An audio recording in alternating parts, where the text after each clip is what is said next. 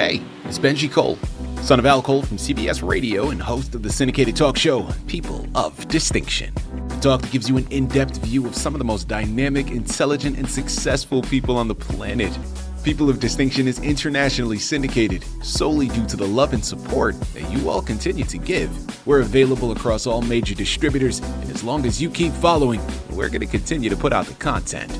Now sit back and strap in, because on the line with us today, we have the impressive Dr. Mitra Das. Now we're going to be discussing her incredible book, Rhythms Primeval. Now, for those of you keeping track, man, you hear that name and you're like, Benji, man, that sounds familiar. And if so, then you've been a long-time follower of ours because, listen, Dr. Das was with us. She was a previous guest with us. Now, this is going back some time, okay? This is going back a few years.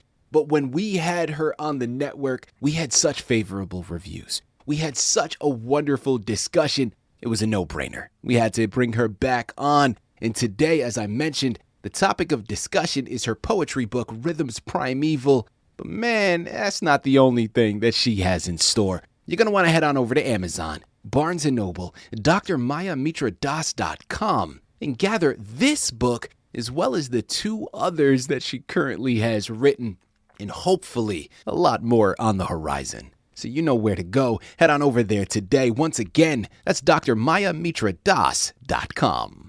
And I quickly want to take this opportunity and point out the fact that she was brought to us by Book Wright's House.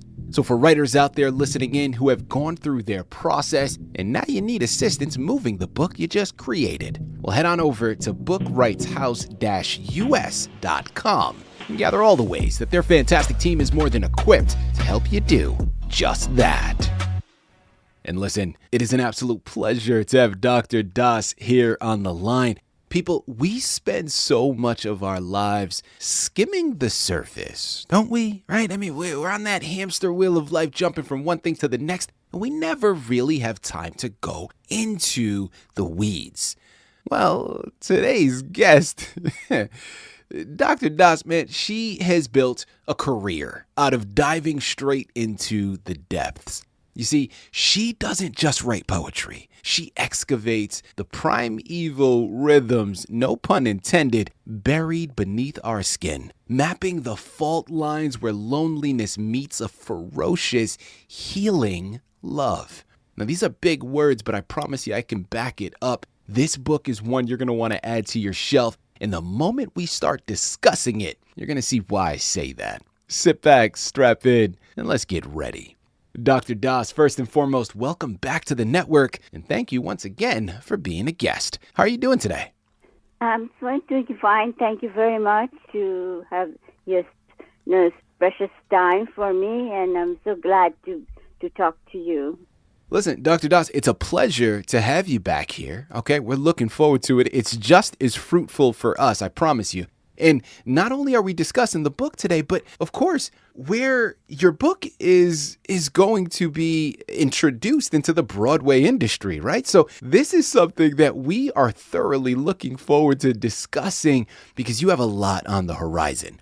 First and foremost, start off at that foundation for those of our listening audience members that missed the previous occasions you were with us. Tell us a little bit more about yourself and your background.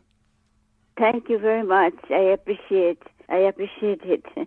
I am right now retired, but I am an MD and PhD, and I took my training in India, United Kingdom, and United States of America. Wow. So, and then my special subject is hematology and oncology, but I was honored to serve the sickle cell children, and I am really very much honored that I could help them when they need me. So that was my specialty. But I have some hobbies. Actually, the hobbies, my father was also a physician, and he used to say, whatever you do, you must have a hobby. So I tried different hobbies. Like I was a dancer, and also, I played. I'm not a recital pianist, but I played. I started taking piano lessons after coming to United States, and because my son was in music, so I started him in piano. So 3 years old in the Suzuki method, so I had to learn his piece because he wouldn't read the notes. So that's why I started it. And of course, my special hobby was traveling all over the world. Yeah. I traveled, with the family, and I traveled with Jean Eisenhower's granddaughter, Mary Jean Eisenhower, to different parts of the world for their friendship. He has established that people to people. He used to believe that if people go to people, then they could do much more, help much more. They could help much more than the politician or other people going to visit them. So, and I am so much honored to be with her, with Mary Jean. Dr. Das, thank you very much for all of that. Let's jump right in. All right, we have a lot to discuss here today. Your book, Rhythms Primeval, tell us a little bit more about it.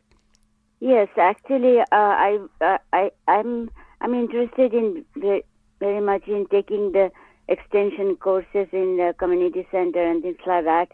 So I was attending a opera, class taught by Mr. Jerry Ball. Mm-hmm. Mr. Jerry Ball is a very interesting person. He was a poet, playwright, actor, opera singer, and he used to know so many languages, so forth, so on.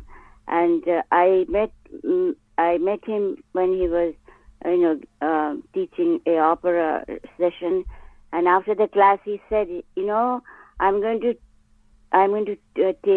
teach poetry. I said, oh, what would I have to do? So he said, I will read poetry. Oh, he said, oh, no, you have to write poetry. I said, are you kidding? I wrote poetry a long time ago in the school. I cannot write poetry. So he told me, okay, listen, you said you are a dancer. I'm giving you a prompt. 1 foot forward on the stage, and what happens? And I was thinking all kinds of things. And then suddenly it came, then the crowd applause. There you go. There is a poem, so you come. So that's what I joined the class. And it was really, when I entered, and it was kind of a wonderland of inspiration from Jerry.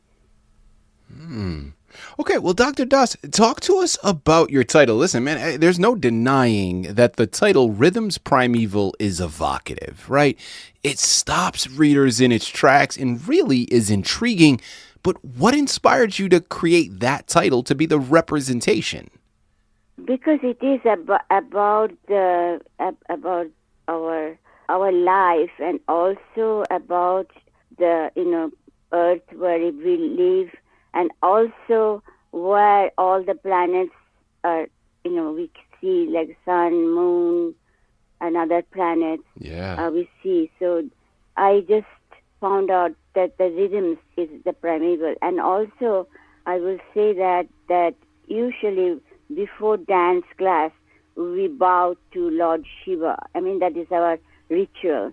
And then, so his ritual is that, we bow to him to grant the fire and burn that veil of the eternity. So it all comes from the cosmos and the rhythms, how the planets and earth and universe is moving. People, I'm telling you, this is one you need to add to your shelf. Remember, it's Amazon, it's Barnes & Noble. Most importantly, check out her personal site, drmayamitra.com. There, find Rhythms Primeval, but also look into the 2 other books that she's written. These are not books you're going to want to pass up, man. You're going to need to add them to your shelf.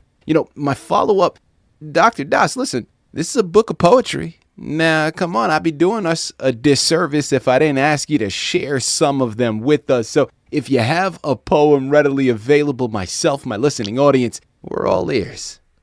Okay, you want me to read the poetry? Okay, sure.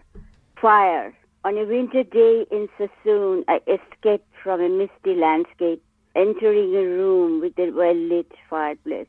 The flickering flames emanating glow. Make the dancing Shiva's radiant show. Touch me, I cry out loud. Touch me with the primeval rhythm of the cosmos, the dance of the constellations and the stars, the far-flanked firebrows.